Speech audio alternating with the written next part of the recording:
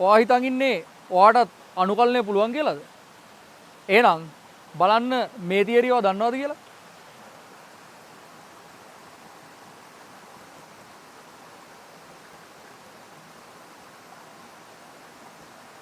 ඔයාට තප්පර 5ක් දෙන්නම්.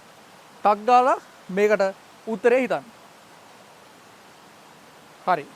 මේකේ අපිට කෙලින්ම තියරියක් විදිහට පාවිච්චි කරන්න පුළුවන්. ඒ කියන්නේ fx වල වර්ගමූලයක් තියෙනවා. උඩ f'(x) තියෙනවා. f'(x) කියන්නේ මොකද්ද? fx වල අවකලනය. ඔයාට මෙහෙම ශ්‍රිතයක් තියෙනවා නම් ඒක sin x ද cos x ද x වර්ගයේ ධන එකද අදාළ නැහැ. ශ්‍රිතය ත්‍රිකෝණ ශ්‍රිතයක්ද බහුපරී ශ්‍රිතයක්ද කියන එක අදාළ නැහැ. ඔයාට මේ සිස්ටම් එකට මේ හැඩයට මොකක් හරි අනුකලනයක් තියෙනවා නම් එකපාර ඔයාට තියරියෙන් ලියන්න පුළුවන් 2 මූල fx කියලා.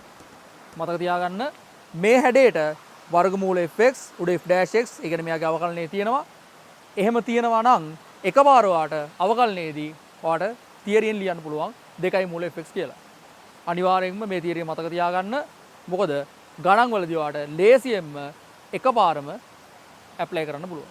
එහෙනම් මේ වගේ තවත් ලස්සන වීඩියෝ එකකින් තවත් වැදගත් වීඩියෝ එකකින් ඔයාව ඊළඟ දවසෙත් හම්බ වෙමු.